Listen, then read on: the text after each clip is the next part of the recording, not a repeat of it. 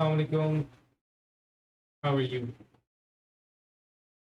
चले so last class में हम लोगों ने एनर्जीज ऑफ ऑसिलेशन डिस्कस किया था। ठीक है, आई गेस हम लोगों ने ये हमने इससे पहले कर लिया था। हम लोगों ने relation of velocity time displacement अभी। अच्छा जी, I am mute. I hope अब आप मुझे सुन पा रही हैं। चले सो हम डिस्कस कर रहे थे कि what we did in the last class, in the last sessions. हम लोगों ने लास्ट सेशंस में किए थे ठीक है। लास्ट सेशन में हमने एनर्जीज डिस्कस की थी और एनर्जीज के ग्राफ्स पढ़े थे एंड आई गेस हम लोगों ने शायद एक का सवाल सॉल्व किया था। ठीक है, तो before moving on towards the questions, ठीक है, हम कुछ चीज़ें जनरली डिस्कस करेंगे, हम फॉर्मूलाज रिकॉल करेंगे एंड उसके बाद जो है हम क्वेश्चंस की तरफ आते हैं। और फिर अगर हमने इतनी प्रैक्टिस आज कर ली तो मैं डैम्पिंग के कॉन्सेप्ट को आज डिस्कस करेंगे। नहीं तो फिर we leave the damping for the next class. So we are just recalling the formulas.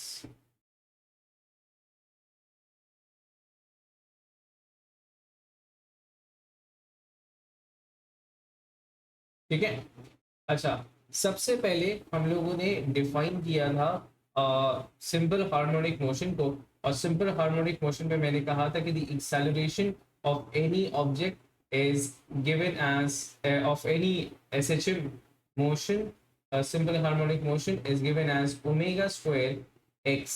यहाँ पे omega is calculated as 2 pi upon t, या फिर थीटा अपॉन टी, या फिर 2 पाई एफ। ठीक है, 1 अपॉन टी को मैं एफ लिख सकता हूँ, तो ये एक फॉर्मूला हमने पढ़ा था। उसके बाद हमने displacements and velocities and acceleration का with respect to time formulas पढ़े थे। तो वो हमने दो वेरिएशंस के अंदर पढ़े थे। तो दो वेरिएशंस क्या थी? मैंने कहा था कि at T zero if x is zero, तो वहां पे हमारे पास जो फॉर्मूलाज हो जाते हैं for x, it would be x not sine omega T, v would be v would be omega x naught cos omega t, and a would be minus omega square x naught sin omega t। ठीक है, इसमें दूसरी variation हमारे पास ये थी कि अगर हम अपनी ऑसिलेशन को स्टार्ट करते हैं from the maximum position, like at T zero the displacement was the amplitude, the displacement was maximum amplitude के ऊपर था, तो वहां पे x बेटा हो जाता था कॉसाइन v, आपके पास हो जाएगा minus omega x not sine omega T, और a हमारे पास हो जाता था minus omega square x not cos omega t. ठीक है, दोनों में मैंने वैसे कहा था कि एक चीज याद, जो एक्स का रिलेशन है वही आपके पास ए का होगा, बस माइनस साइन के साथ साइन ओमेगा एंड यहाँ पर cos omega and cos omega, right. चले, इसके अलावा हम लोगों ने वेरिएशन, अच्छा एक चीज मुझे ये लिखते लिखते याद आई थी कि आपके पास एक फॉर्मूला फॉर मैक्सिमम एक्सेलरेशन था। मैक्सिमम एक्सेलरेशन के लिए हम ए नॉट लिखते थे minus omega square remains constant और एक्स नॉट का स्क्वायर लिख दिया जाएगा, राइट। चले, इसके बाद हम लोगों ने फॉर्मूला पढ़ा था डिस्प्लेसमेंट एंड वेलोसिटी का रिलेशन। हमने कहा था v is equals to plus minus omega under root x not का स्क्वायर माइनस एक्स का स्क्वायर। किसी भी एक पोजीशन के ऊपर, स्पेसिफिक पोजीशन के ऊपर अगर वेलोसिटी की वैल्यू चाहिए तो इसका निकालेंगे। और again for maximum value of velocity मैंने कहा था कि हम v not omega x not ऐसे करके निकाल रहे थे, राइट। लास्टली हम लोगों ने एनर्जीज के फॉर्मूलाज पढ़े थे। एनर्जीज के फॉर्मूलाज क्या थे हमारे पास? हमने पढ़ रखा हुआ था एनर्जी के लिए टोटल एनर्जी से स्टार्ट करते हैं। टोटल एनर्जी का फॉर्मूला हमने पढ़ा था half m omega square x not का स्क्वायर। काइनेटिक एनर्जी का फॉर्मूला हमने पढ़ रखा हुआ था half m omega square x not का स्क्वायर माइनस एक्स का square, right. And potential energy का फॉर्मूला हमने पढ़ रखा हुआ है half m omega square x का स्क्वायर। तो चलिए टू मेनी फॉर्मूलाज एंड हर फॉर्मूला का एक ग्राफ, ठीक है। तो वी हैव कितने ग्राफ हो गए, कितने फॉर्मूलाज हो गए, तो वो आप लोगों ने देख लेने।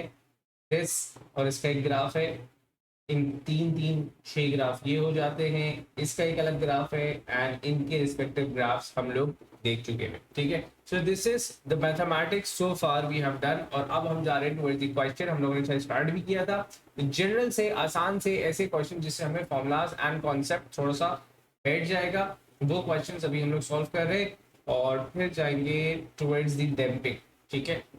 तो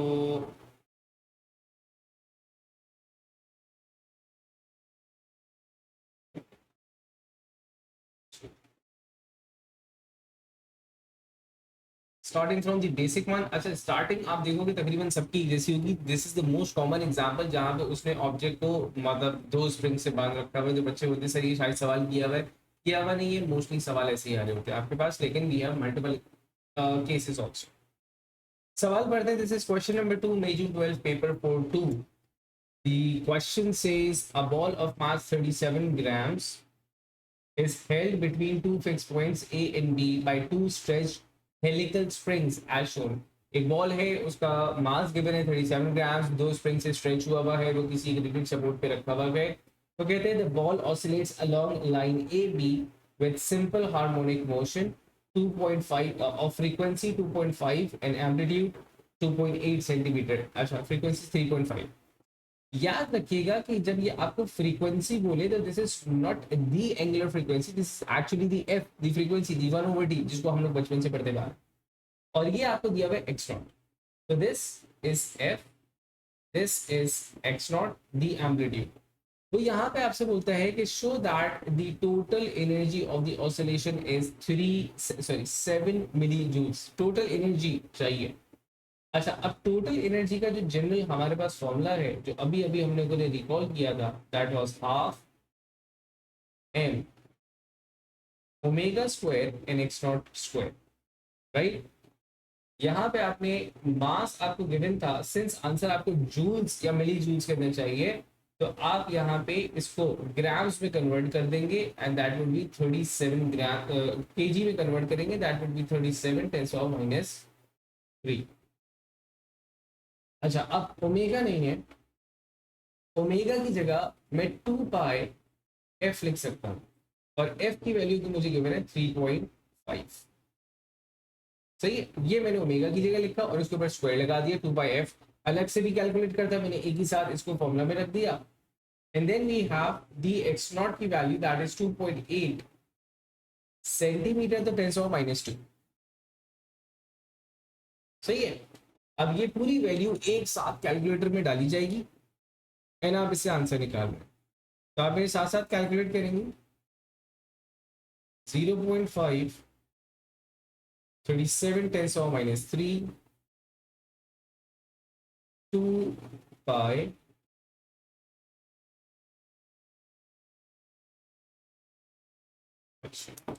this is 2 पाई into 3.5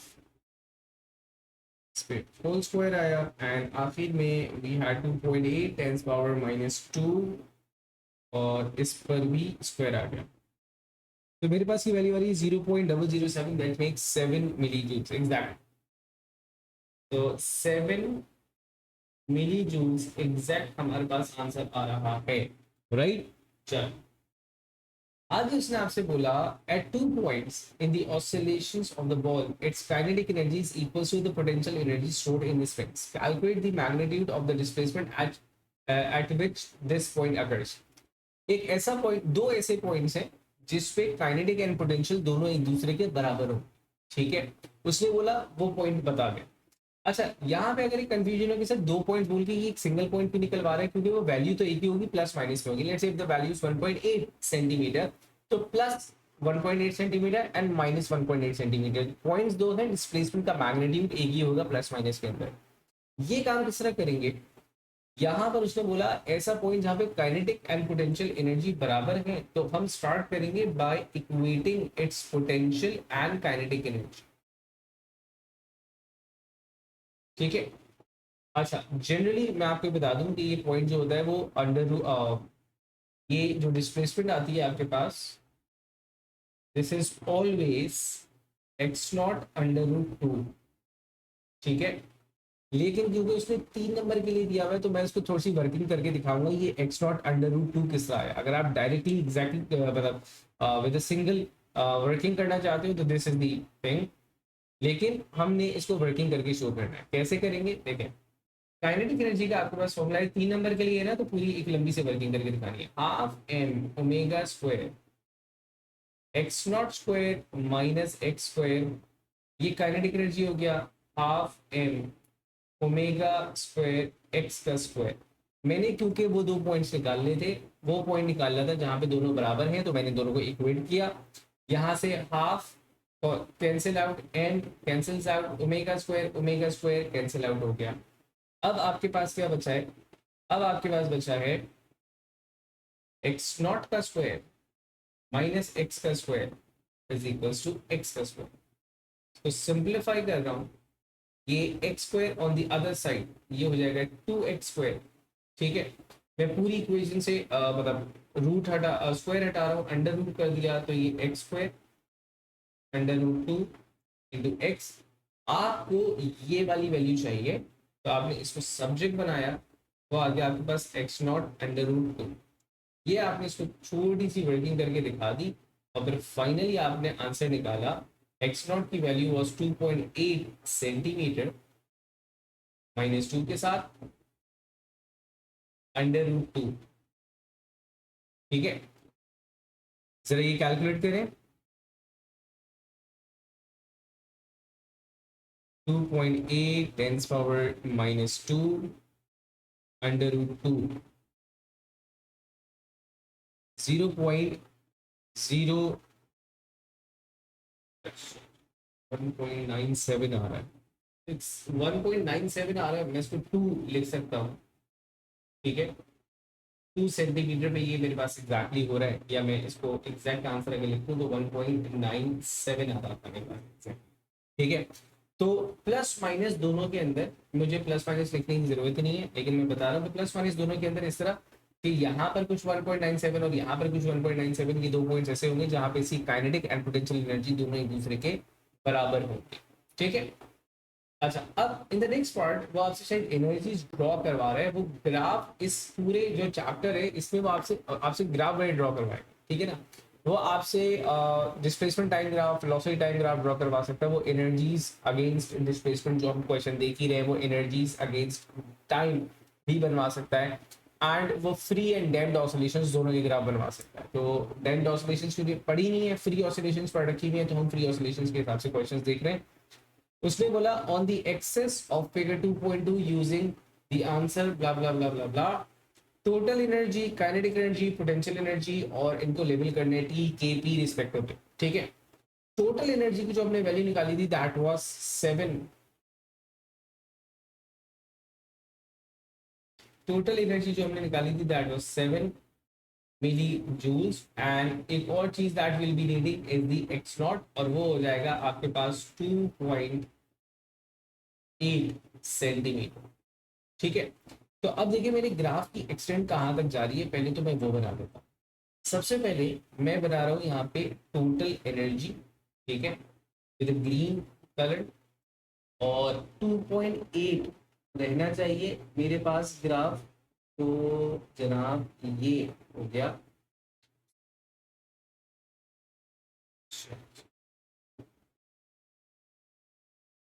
मैंने कहा 7 इंटू ये मेरे पास ग्राफ की वैल्यू आनी चाहिए, ठीक है।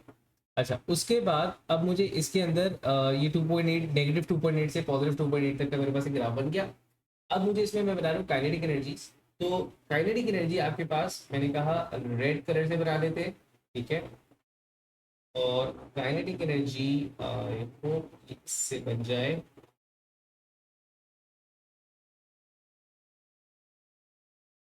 ठीक है। कुछ इस तरह की बनेगी आपके पास काइनेटिक एनर्जी।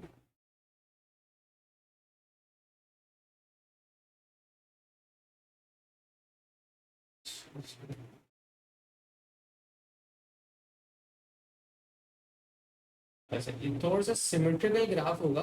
अब इस पे बनाना जरा सा मुश्किल है हमारे लिए। तो ये आपके पास काइनेटिक एनर्जीज हुई। काइनेटिक एनर्जीज आपके पास मैक्सिमम डिस्प्लेसमेंट्स पर are zero because velocity is zero. Mean position पे the kinetic energy has the maximum amplitude क्योंकि वेलोसिटी मैक्सिमम होती है यहाँ पे, ठीक है। अब इसी तरह यहाँ पे बना रहे हैं पोटेंशियल एनर्जी का ग्राफ, और पोटेंशियल एनर्जी का ग्राफ इसका बिल्कुल ऑपोजिट होगा। मैक्सिमम पोजीशंस पे the value of potential energy is maximum, ठीक है। और मीन पोजीशन पे the value is zero. Graph इसका बिल्कुल ऑपोजिट समवॉट लाइक दिस ये ग्राफ बनना चाहिए, ठीक है। I hope this thing is clear. बस इन ग्राफ्स में देखें आपको जो नंबर दे रखे हुए हैं वो नंबर वो किस बात के आपसे एक्सपेक्ट कर रहा है। पहले तो आपने लेबलिंग बड़े अच्छे से कर देनी है, ठीक है। आपने प्रॉपर लेबलिंग कर दी कितना ये पोटेंशियल था और क्या काइनेटिक था। दूसरी चीज वो आपसे एक्सपेक्ट ही करेगा कि आप यहाँ पर जी एक्सट्रीम पोजीशंस इसका ख्याल रखेंगे, दी वैल्यूज ऑफ डिस्प्लेसमेंट, ये बात सारी चीजें आपने देखनी है, ठीक है। अच्छा, ये भी एक पार्ट जो आ रहा है ना, ये भी बहुत दफा पूछा हुआ है इससे। वो यहाँ पे आपसे पूछता है the arrangement in figure 2.1 is now rotated through 90 degrees. तो सर 2.1 पे एक दफा दोबारा नजर देखते। 2.1 इस वक्त हॉरिजॉन्टल ट्रैक पे था, जो बॉल था वो हॉरिजॉन्टल ट्रैक के ऊपर वाइब्रेट कर रहा था। उसने बोला कि हम इसको 90 डिग्री रोटेशन पे ले गए। तो 90 डिग्री का मतलब ये कि बॉल अब ऐसे कर रहा, रोटेट कर रहा होगा, ठीक है। अच्छा, उसने बोला suggest one form of energy other than those in C, kinetic potential and total के अलावा, that must be taken into consideration when plotting new graphs to show energy changes with displacement। अब आपको कौन सा लगता है कि अगर मैं इसको वर्टिकल कर दूंगा तो apart from the potential energy of the oscillating system, the kinetic energy and the total energy, the aggregated sum, इसके अलावा एक और एनर्जी होगी जिसको मुझे कंसिडर करना पड़ेगा in order to explain the energy displacement graph. वो कौन सी एनर्जी आपको लगती है ऐसी होगी अगर मैं इसको वर्टिकल पोजीशन में लेकर के आ जाऊँ?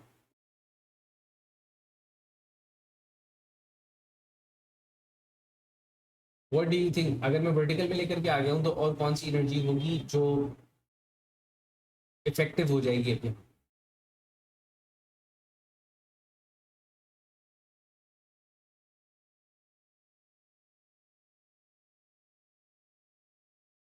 ना?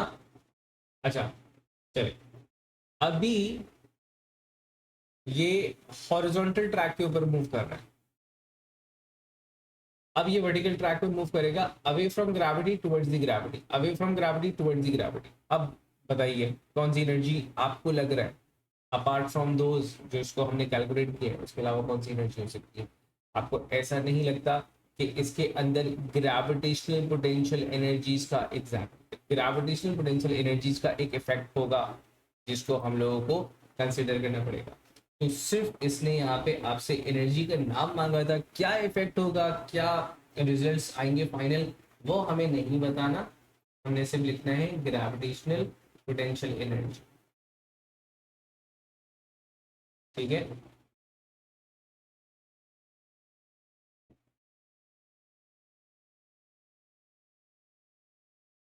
चलिए, चले। अच्छा, graph again there is a question with some similar concept, लेकिन सब ग्राफ में सब क्वेश्चंस में कुछ ना कुछ स्लाइटली डिफरेंट होता है, जिसके वजह से क्वेश्चन सेलेक्ट कर लेता हूँ मैं। इसमें अब आपसे एक काइनेटिक एनर्जी का ग्राफ बनाए अगेंस्ट टाइम, ठीक है। तो पेपर 4-1 में जून 12 ये आपके पास है। पेपर 4-1 में जून 12। ठीक है, अब देखें वो क्वेश्चन में आपसे क्या कहता है, वो बोलता है a small metal ball is suspended from a fix point by the means of a string. ठीक है, एक सिंपल पेंडुलम का उसने ग्राफ बनाया आपके पास, उससे बोला the ball is pulled a small distance to one side and then released. The variation with time t of the horizontal displacement x of the ball is shown. उसने ball को displace किया and variation में time दे दी। अच्छा, अब अगर आप गौर से देखें, सवाल की रिक्वायरमेंट नहीं है लेकिन सिर्फ मैं यहाँ पे डिस्कस कर रहा हूँ इस बात को कि अगर गौर से देखेंगे तो यहाँ पे एटी जीरो जो डिस्प्लेसमेंट है वो एक्स नॉट है। ठीक है, ये एक्स नॉट से स्टार्ट कर रहा है, तो इसकी जो जनरल इक्वेशन हम बनाते थे वो बनाते थे x is equal to x not cos omega t. तो आप देखें कॉसाइन ग्राफ है। अगर मैं इसको इस स्पेसिफिक टाइम के लिए, इस स्पेसिफिक ग्राफ के लिए मैं ये बनाना चाहूँगा तो ये हो जाएगा 4 सेंटीमीटर्स। ठीक है ना, तो मैं इसको मीटर्स में कन्वर्ट कर देता हूँ ऐसा यूनिट्स के लिए 0.04, ये इसका कांस्टेंट वैल्यू हो गया कॉस। अच्छा, यहाँ से ओमेगा की वैल्यू निकालेंगे, तो सवाल की रिक्वायरमेंट नहीं है, सिर्फ समझने के लिए हम सॉल्व कर रहे हैं। तो यहाँ से ओमेगा की वैल्यू मैं निकाल सकता हूँ, ओमेगा की वैल्यू हो जाएगी 2 पाई अपॉन टी। तो टी की वैल्यू इज 0.6, तो मैंने ओमेगा यहाँ से निकाला 2 पाई अपॉन 0.6, तो मैं इसको पाई अपॉन 0.3 भी लिख सकता हूँ, या चलिए इसको डेसिमल प्लेसेस में इसकी वैल्यूज ले आते हैं डेसिमल्स के अंदर। पाई अपॉन 0.3 10.5, एग्जैक्ट 10.47 है, मैंने 10.5 कर दिया इसको। ठीक है जी, तो ये हो जाएगा 10.5 इंटू 8। ठीक है, तो बेसिकली ये जो जनरल इक्वेशन हमने पढ़ी थी वो जनरल थी, जिसके अंदर एक्स नॉट और ओमेगा एक कस्टमाइज्ड होता है, एक स्पेसिफिक होता है हर ऑसिलेटिंग सिस्टम का अलग। ठीक है, अब इन इक्वेशंस का चाहे वो वेलोसिटी की थी चाहे वो डिस्प्लेसमेंट की एक्सेलरेशन की थी, इन वेलोसिटी का मकसद ये होता था कि अगर आप किसी एक स्पेसिफिक टाइम इंस्टेंट के ऊपर डिस्प्लेसमेंट निकालना चाहें, लेट्स से कि मैंने कहा मैं 0.5 पे डिस्प्लेसमेंट निकालता हूँ। ठीक है, तो 0.5 पे मैंने कहा x की वैल्यू मुझे चाहिए at t is equals to 0.5 seconds.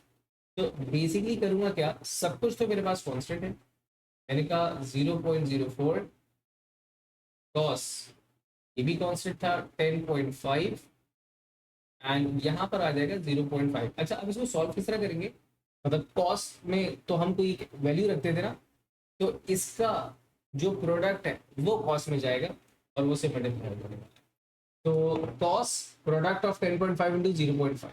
ठीक है, तो जरा ये वैल्यू में निकाल रहा हूँ, अब इसको ग्राफ से वेरीफाई करेंगे। ठीक है, मैंने कहा 0.04 कॉस ऑफ 10.5 मल्टीप्लाई बाय 0.5, तो ये मेरे पास वैल्यू आ रही है 0.04। अगेन मैंने क्या किया, अच्छा अच्छा अच्छा अच्छा 0.5। ठीक है, अब मेरे पास वैल्यू सही आ रही है, ये मेरे पास वैल्यू जो आ रही है एक्स की वो आ रही है 0.0196, दैट इज ऑलमोस्ट 2 सेंटीमीटर। ठीक है, अब देखो मैं अपने ग्राफ से इस वैल्यू को वेरीफाई करता हूँ, क्या ऐसा है, क्या वैल्यू सही आ रही है। देखो 0.5 इज ऑलमोस्ट, ठीक है, तो ये मकसद होता है इन इक्वेशंस का।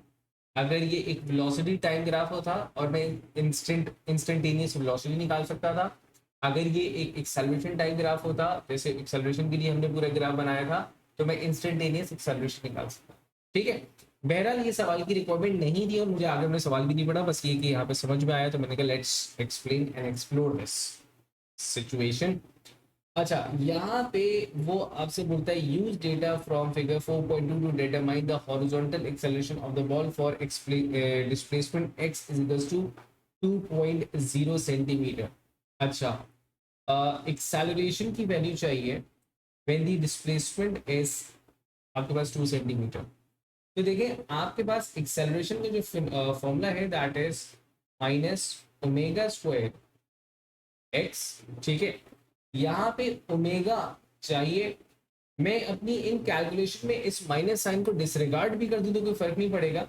मैं इस माइनस साइन की इंपॉर्टेंस बताऊंगा कि इस आंसर में माइनस साइन की इंपॉर्टेंस क्या आएगी। उसने बोला है 2 सेंटीमीटर, तो यस अब मैं एक काम ये करते हैं कि हम माइनस साइन को यूं रखते हैं कि 2 सेंटीमीटर पॉजिटिव में उसने दिया हुआ है, तो यहाँ पे डिस्प्लेस एक्सेलरेशन की वैल्यू नेगेटिव आएगी। तो ओमेगा इत्तेफाक से हम पहले निकाल चुके हैं अपनी खुद की कैलकुलेशन के लिए, दैट वाज 10.5। और x की वैल्यू उसने हमसे 2 रखवाई थी और फाइनल आंसर मीटर पर सेकंड स्क्वायर में। तो I be changing this value into centimetres. यहाँ से मेरे पास एक्सेलरेशन आ रही है, negative sign showing that at 2 centimeter the displacement, the acceleration was oppositely directed to the displacement। ठीक है, तो 0.02 और ये मेरे पास आ रही है नेगेटिव 0.21 मीटर्स पर सेकेंड स्क्वायर। ठीक है, तो बेटा ये बेसिकली आपके पास, अच्छा एक सेकेंड, आपके और मेरे आंसर में फर्क क्यों आ रहा है? क्या मैंने स्क्वायर नहीं लगाया?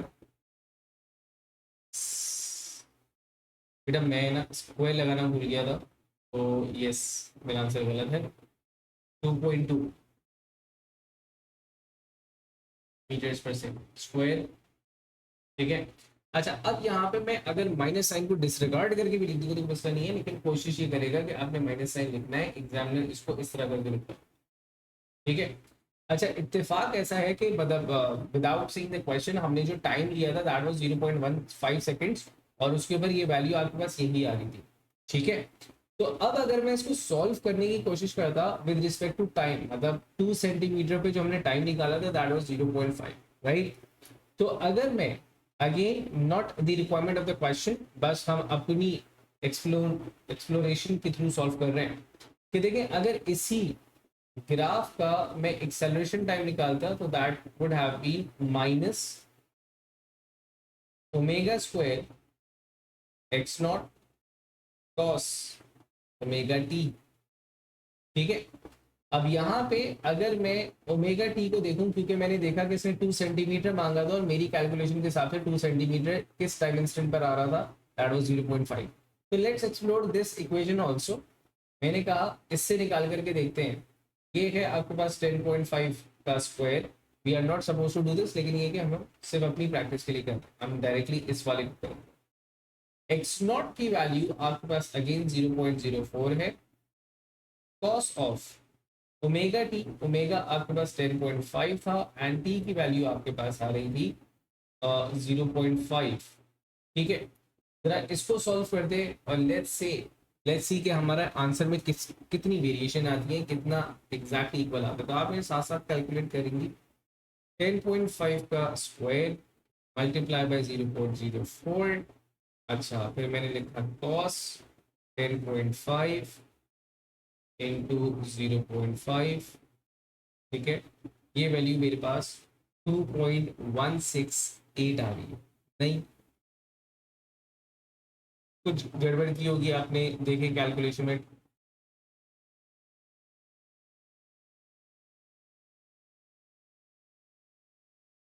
नहीं नहीं नहीं नहीं नहीं नहीं, नहीं। बेटा अकॉर्डिंग टू द फॉर्मूला यहाँ तो मैं एक्स नॉट ही रखूंगा ना with respect to the formula. Formula के अकॉर्डिंगली यहाँ तो एक्स नॉट की वैल्यू आएगी। ठीक है, अगर मैं यहाँ पर भी एक्स लिख रहा हूँ तो मुझे फिर मैं डायरेक्टली ये वाला फॉर्मूला नहीं निकाल दूँ, यहाँ तो कॉस ओमेगा टी लिखने की जरूरत ही क्या है। ठीक है, तो ये value according to this calculation value कितनी आ रही है हमारे पास? ये वैल्यू मेरे पास आ रही है -2.168। तो वो तकरीबन इतना ही बनता है। ठीक है, so this is the amount of variation 2.168 exactly. तो this is the amount of variation जो आपके पास आएगी। तो वो जो कैलकुलेशन थी कि मैं डिस्प्लेसमेंट या acceleration velocity of any instant displacement के रिस्पेक्ट से निकाल सकता हूँ और टाइम के रिस्पेक्ट से भी निकाल सकता हूँ, राइट। चलो आगे बढ़ रहे हैं, उसने आपसे यहाँ पे पूछा the maximum kinetic energy of the ball is E K, ठीक है। On the axis of figure 4.3 is sketch a graph to show the variation with time t of the kinetic energy of the ball for the first 1 second of its motion. First 1 second of its motion निकालना है। देखिए सबसे पहले तो मैं यहाँ पे देखता हूँ 1 सेकंड, ठीक है। 1 सेकंड के लिए इसका जो टाइम पीरियड है दैट इज 0.6।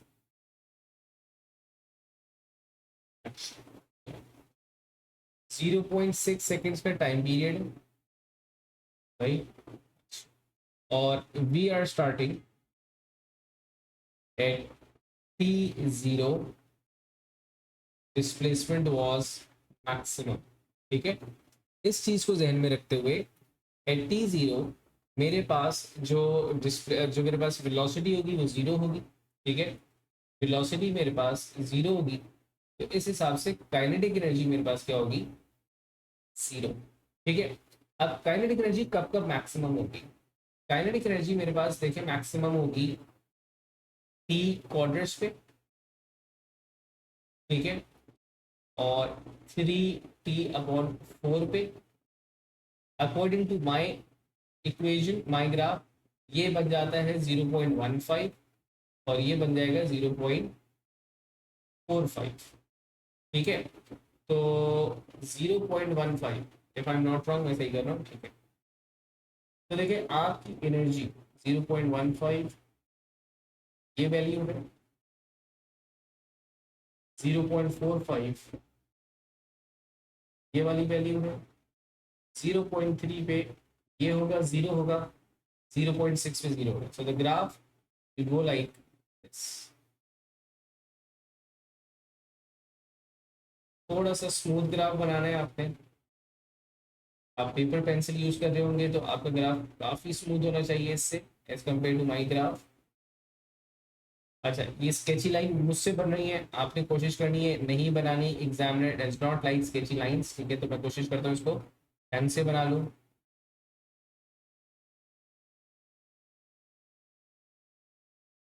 तो आपने एक साइनोसॉइडल बिहेवियर इन पॉइंट से गुजारते हुए बना लेना है। तो बेहतर ये है कि पहले आप मैक्सिमम और मिनिमम पॉइंट्स देख ले कि कब कब मैक्सिमम होगा, कब कब मिनिमम होगा। अब 0.75 पे अगेन ये मैक्सिमम वैल्यू रखेगा और 0.9 पे ये मिनिमम वैल्यू रखेगा। तो मैक्सिमम एंड मिनिमम, और उसके बाद ये रेंड मतलब हमारे पास हाफ, तो हाफ से थोड़ा सा, क्वार्टर से थोड़ा सा कम है, तो मैंने इस ग्राफ को ऐसे करें। So this is how the variation of kinetic energy is would be with respect to time, ठीक है। तो मैंने फिर बताया कि मैं टाइम इंस्टेंट मार्क करूंगा कि मेरे पास वैल्यू मैक्सिमम कब कब है, ठीक है, और वो टाइम इंस्टेंट मार्क करूंगा जहां पे आपके पास वैल्यू मिनिमम होगी। तो मिनिमम आपके पास होगी टी हाफ पे, दिस इज 4, ठीक है ना। टी हाफ पर होगी आपके पास, एंड कंप्लीट टी के ऊपर होगी, इस तरह करके एंड सो ऑन आपके पास ही चलते चला जाएगा, ठीक है। तो I hope this one is clear, ठीक है। यहाँ पे 3 नंबर दिए हुए, तो आप देखेंगे एग्जामिनर वो ये चेक करेगा कि from where did you start the graph, maximum minimum, maximum minimum positions क्या दी आपके पास, एंड द ग्राफ्स की वेरिएशन, द ग्राफ का पूरा जो फॉर्मेट है कि नेगेटिव एक्सिस में नहीं जा रहा ग्राफ, पॉजिटिव एक्सिस में ही रहेगा, ठीक है। Clear this point.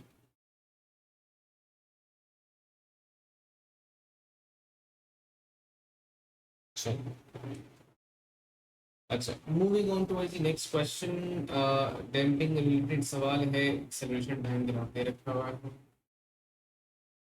अच्छा, यहाँ पर एक पार्ट ऐसा आ रहा है जिसको मैं करवाना चाहूंगा, शायद पता नहीं मैंने पहले लिखवाया या नहीं लिखवाया आपको। हमने वो जो किया हुआ है इस पार्ट को कर रखा हुआ है, इस कॉन्सेप्ट को पढ़ रखा हुआ है, लेकिन पेपर में ये कॉन्सेप्ट आ जाए तो हम किस तरह लिखते हैं, ये चीज़ जरा मुझे यहाँ पे समझानी है।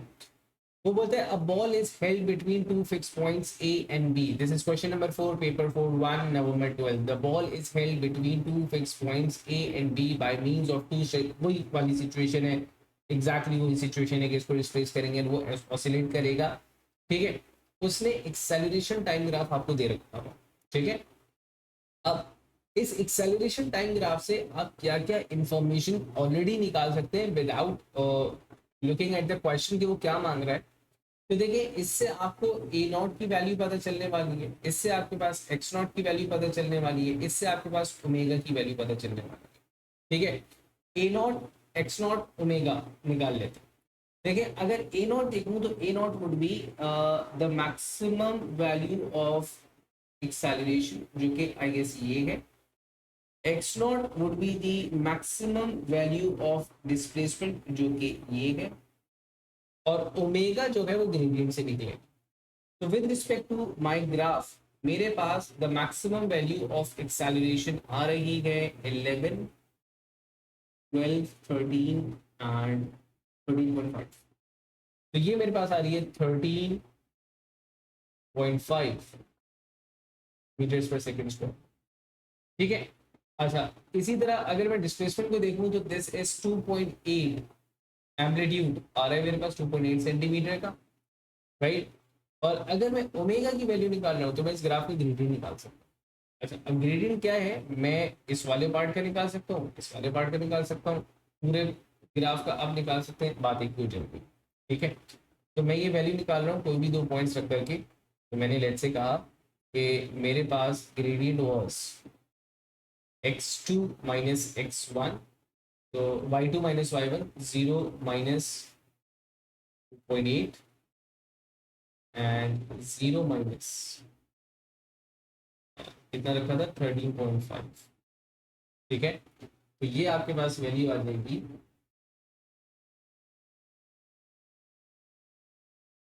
अच्छा ये ओमेगा स्क्वायर आएगा वैसे आपके पास। ठीक है, 2.8 ओवर 14.5, तो ये आपके पास आया 0.207 है, 0.21 लिखना। तो ओमेगा स्क्वायर होता है आपके पास द ग्रेडियंट। ठीक है, अब अगर यहाँ से मैं ओमेगा निकालना चाहूँ तो ये वैल्यू आपके पास आ जाएगी अंडर रूट 0.21। तो इसको मैं अंडर रूट कर दूँ, 0.207 था ना बेटा, तो टू सिग्निफिकेंट फिगर पे लाने के लिए मैंने इसको 21 लिखा। ठीक है, 0.21 अंडर रूट, ये मेरे पास मैथ एरर।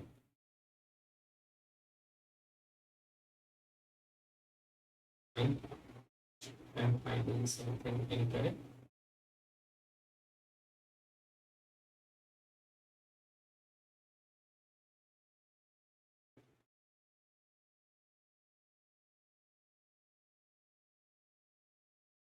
चलो पता नहीं क्यों मेरे पास ये सॉल्व नहीं मुझे करके दे रहा।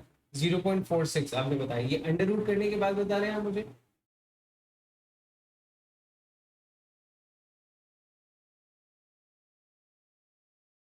ठीक है, सही है, दिस इज ओमेगा। ठीक है, चले एक और काम करते हैं, हमने क्या क्या निकाली है इन्फॉर्मेशन। अच्छा याद रहे कि हम बियॉन्ड दी पेपर जा रहे हैं, बियॉन्ड दी क्वेश्चन जाकर के सॉल्व कर रहे हैं, just to recall the values, just to recall the formulas. ठीक है, तो ये नहीं है कि जब भी हम सवाल देखेंगे तो भाई ये सारी चीजें कैलकुलेट करेंगे ना, हम अपने फॉर्मूलाज खुद ही अपने सवाल में अमेंडमेंट्स करके अपने फॉर्मूलाज याद कर टी भी निकाल लेते हैं। 2 पाई कौन ओमेगा। तो सिर्फ ये समझने के लिए कि एक ग्राफ इतनी सारी इंफॉर्मेशन मुझे निकाल के दे सकता है, या फिर एग्जामिनर कितनी बातों पर ध्यान दे सकता है एक ग्राफ से, वो ये। तो 2 पाई अपॉन 0.46 13.7 मेरे पास टाइम पीरियड है 13.7 seconds। ठीक है, so this is the amount of information the examiner the examiner can extract, ठीक है, from a graph। अब that question जिस पे मेरा ध्यान था वो ये है कि state and explain the features of figure 4.2 that indicate the motion of the ball is simple harmonic। अब यहाँ पर आकर के बच्चा थोड़ा सा कंफ्यूज हो जाता है कि यार पिछले पार्ट में उसने बोला कि वो ऑसिलेट कर रहा है, और अभी हमसे पूछ रहा है कि यार वो ये बताओ ये कैसे शो है कि वो ऑसिलेट कर रहा है, और फिर वो एक बेतुके से आंसर आना शुरू हो जाते हैं because springs are there and वो ऑसिलेट हो रहा होगा और ये हो रहा होगा। नहीं, अब सुनिए बात को, वाज़ेह तौर पे मैंने बताया था कि not every oscillation is an SHM, right. Simple harmonic motion आपके पास कौन सा मोशन होगा वो बहुत ध्यान से समझिएगा, सिंपल हार्मोनिक मोशन की तीन आइडेंटिटीज हैं, ठीक है। सिंपल हार्मोनिक मोशन का formula a minus omega square x not, ठीक है। एग्जैक्टली आपने सबसे पहले लिखना है कि a has to be proportional to x, a has to be oppositely directed to x, and omega square has to be a constant value that passes through origin, ठीक है।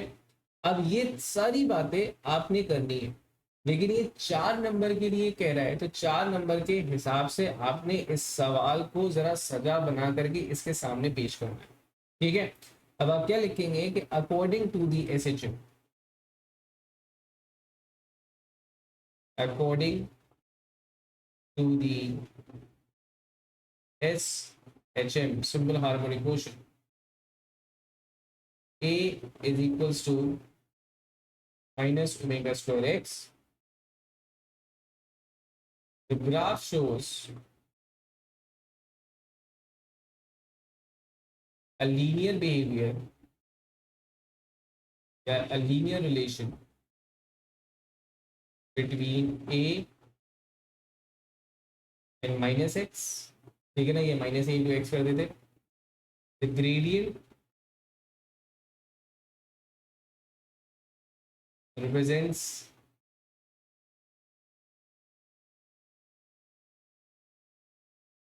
omega square which is constant and passes through origin,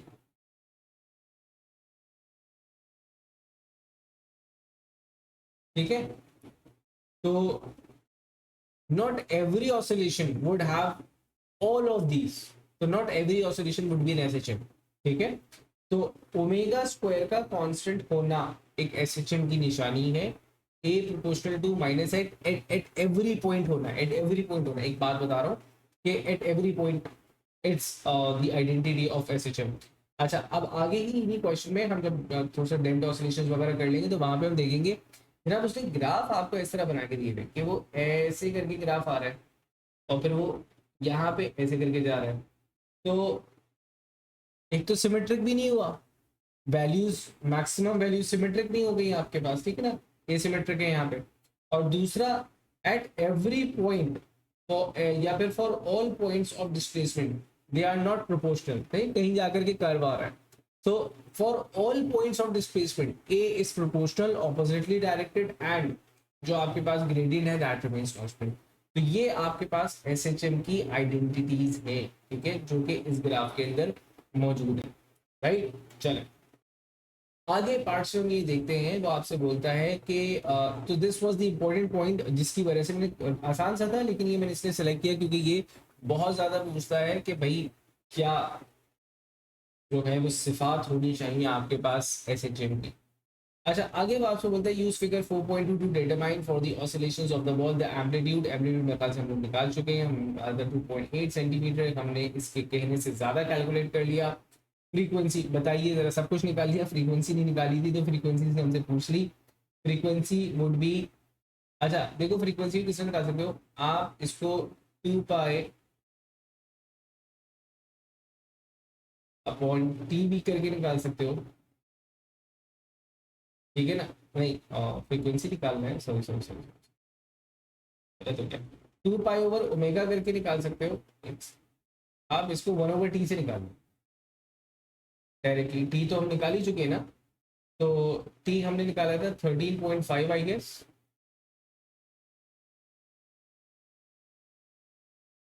ठीक है 13.7 निकाला था, T हमने निकाला था 13.7।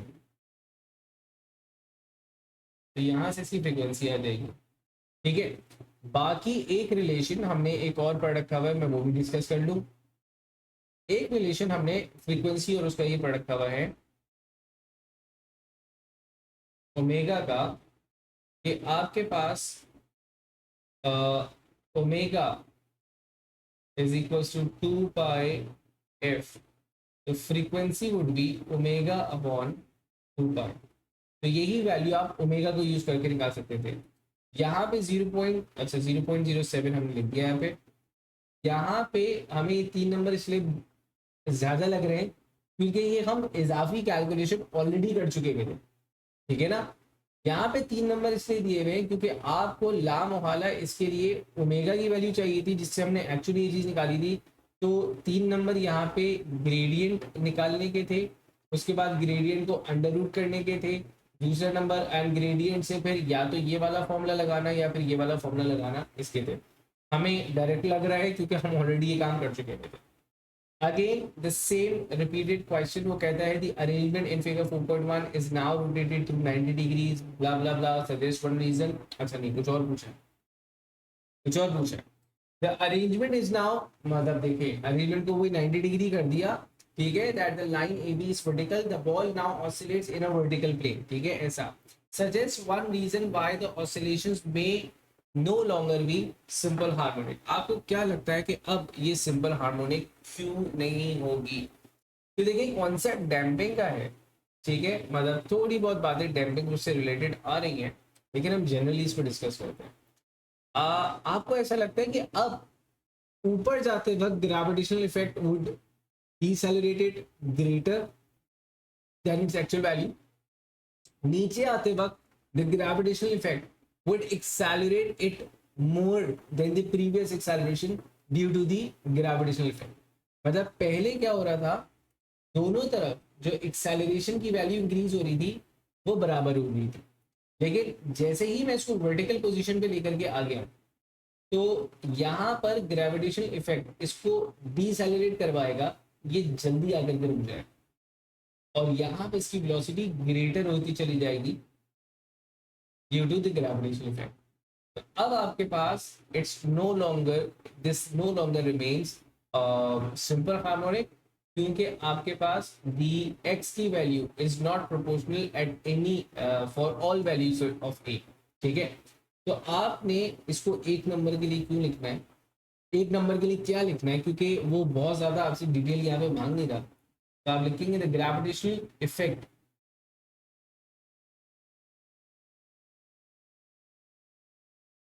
या फिर the gravitational force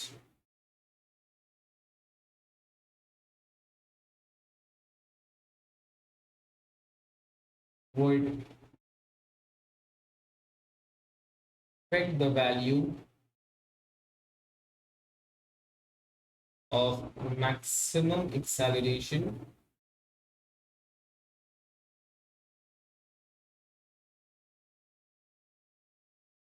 of the object, ठीक है।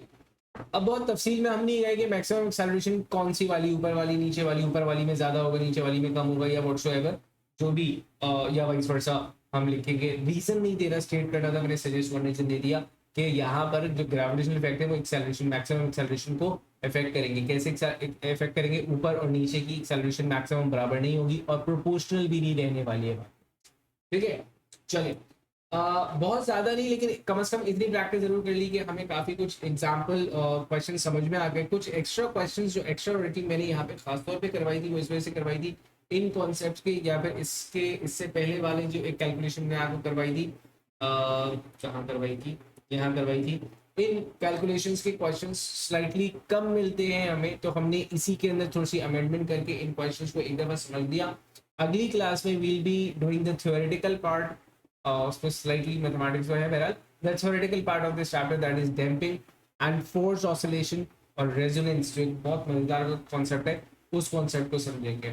फिर दोबारा एक दफ़ा आएंगे अपने पास्ट पेपर्स की तरफ, क्योंकि वो क्वेश्चन जिनको हमने डैम्पिंग की वजह से छोड़ दिया था हम उनको कर रहे होंगे। तो इंशाल्लाह meet you in the next class, that's on Thursday, ठीक है। अपना ख्याल रखिएगा, अल्लाह हाफिज़।